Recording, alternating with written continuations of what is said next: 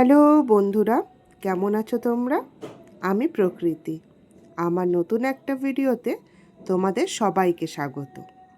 কাছে দূরে, দেশ বা দেশের বাইরে থেকে তোমরা যারা আমার এই ভিডিওটা দেখছো, তোমাদের সবাইকে আমার অন্তর থেকে অনেক ভালোবাসা। আশা করছি তোমরা খুব ভালো আছো এবং সুস্থ আছো। আমরা এখন এক জায়গায় যাচ্ছি, আর কোথায় যাচ্ছি, কে কে যাচ্ছি সবই তোমাদের সাথে অবশ্যই শেয়ার করব। তো এবার শুরু করি বলা যে আমরা কোথায় যাচ্ছি। আমরা যাচ্ছি একটা গ্রামে ঘুরতে, আর তার সাথে একটা মন্দিরে। আমার এক কাকুর শ্বশুরবাড়িতে আমরা যাচ্ছি। জায়গাটা কোথায় সেটাও বলবো, আর একটা খুব সুন্দর মন্দিরে যাব তার আগে, সেটাও তোমাদের সাথে শেয়ার করব। এবার বলি কে কে যাচ্ছি। যাচ্ছি আমি, আমার জেঠিমণি, আর মামুনি আয়ুষ, আমার মানি মানে আমার দিদিমা, আর মীরামাসি। আর আমাদের সাথে কিছুটা যাওয়ার পরেই আমাদের সাথে যোগ হবে আমার কাকু, মানে আমার এক কাকু আর কাকিমা, যেই কাকুর শ্বশুরবাড়িতে আমরা যাচ্ছি।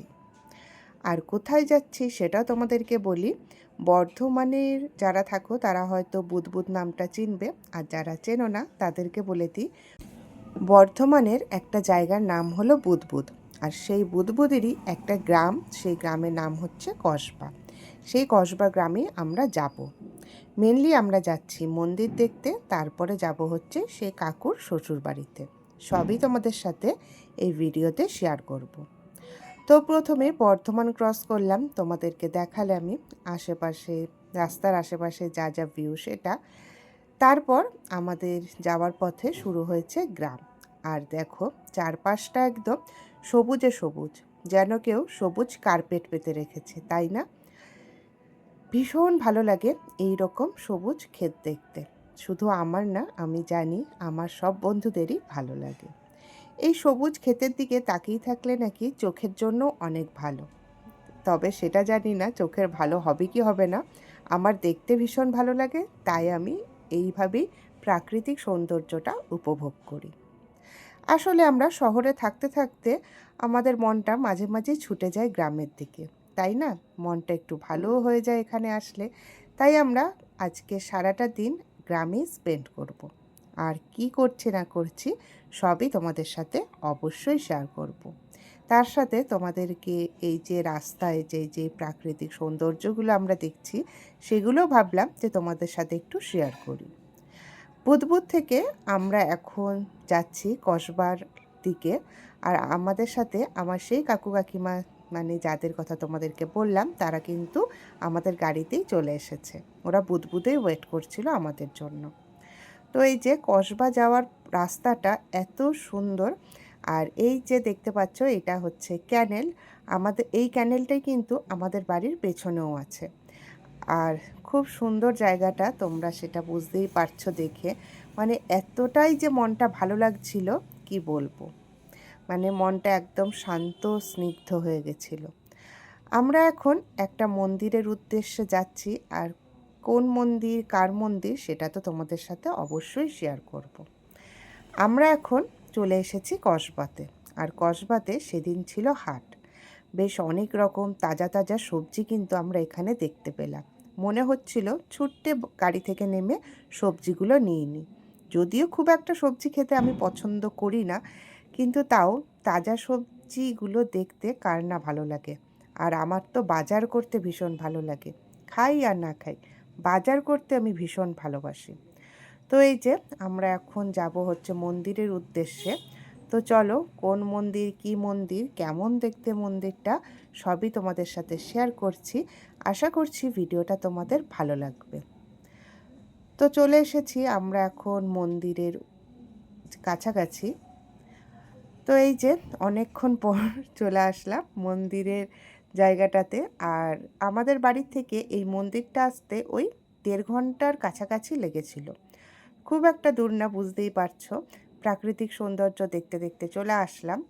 আর আমার না আবার গাড়িতে উঠলে একটু প্রবলেম হয়।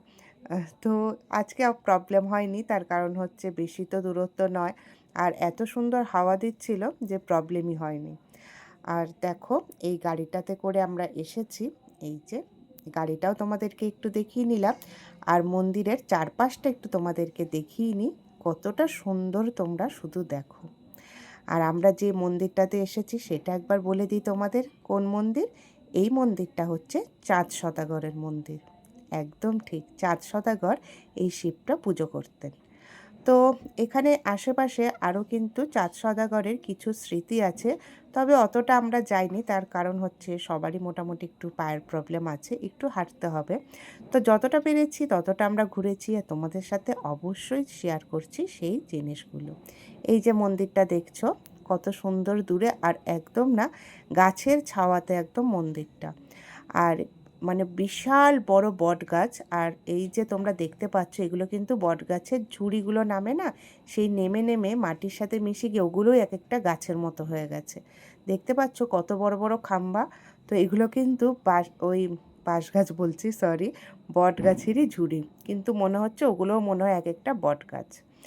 তো দেখো চলে এসেছি এখন মন্দিরে।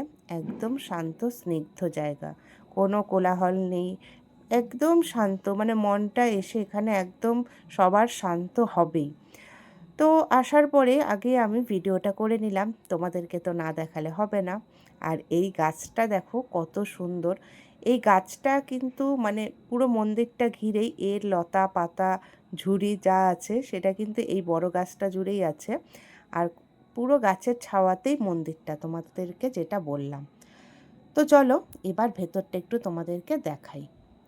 এই দেখো শিবটা তোমরা দেখতে পাচ্ছ, এই যে পুজো করছেন ব্রাহ্মণ, আর মামুনি মানি সবাই ভেতরেই আছে, আমি বাইরে আছি ভিডিও করার জন্য। আর এখানে এই মন্দিরটাতে একটা ভালো কি লাগলো, যে বেশিরভাগ মানে 90% মন্দিরে কি থাকে, ফটো তোলা যায় না। এখানে কিন্তু সেরকম কোনো ব্যাপারই নেই, যত খুশি ফটো তোলো, কেউ বাধা দেওয়ার নেই। এটা বেশ ভালো লাগলো। তা না হলে অন্য সব মন্দিরে যখন আমি ঘুরতে যাই তোমাদের সাথে মন্দিরটা শেয়ার করি, কিন্তু ভেতরে মায়ের মূর্তি বা বাবার মানে যাই থাকুক না কেন, শিবলিঙ্গ, কিছুই আমি কিন্তু তোমাদের সাথে শেয়ার করতে পারি না বলে মনটা কিন্তু খারাপ হয়ে যায়। বাট এখানে তেমন কোনো ব্যাপারই নেই। এই যে চাঁদ সদাগর যেই শিবের পুজো করতেন সেই শিবটাও কিন্তু তোমাদেরকে দেখিয়ে নিলাম। তারপরে পাশে এখানে আরও ছোট ছোট মন্দির আছে, সেখানে আমরা সবাই প্রণাম করতে গেলাম। সব কিন্তু সেই চাঁদ সদাগরের সময়কারী সব মূর্তি, কতটা পুরনো তোমরা কিন্তু বুঝতেই পারছো। তো এই যে মন্দিরটা আমরা অনেকক্ষণ টাইম স্পেন্ড করলাম। এবার আমরা চলেছি যাদের বাড়ি যাব তাদের বাড়ির উদ্দেশ্যে। আর দেখতেই পাচ্ছ এদিকে সব ধানগুলো কাটা হয়ে গেছে, আর দূরে দূরে বিভিন্ন রকম সবজি চাষ হচ্ছে, ফুলকপি, পটল, আর এখানে দেখো এখানে গাঁদা ফুলের চাষ হচ্ছে। কি সুন্দর দেখতে লাগছে না, পুরো গাঁদা ফুল, আর তারপরে আছে হচ্ছে এখানে ফুলকপি। ভীষণ সুন্দর জায়গাটা। আর এখানে দেখো এই জায়গাটার মধ্যে দূরে কি সুন্দর বকেরা ঘোরাঘুরি করছে। প্রাকৃতিক সৌন্দর্য দেখে সত্যিই আমি মুগ্ধ। তো ঠিক আছে, ভিডিওটা আর বেশি বাড়ালাম না, আমি ভিডিওটা মানে পরে আর কি কন্টিনিউ করছি পরের ভিডিওতে। তাহলে এই ভিডিওটা এইটুকুই রইল, পরের বার আসছে আরেকটা নতুন ভিডিও নিয়ে।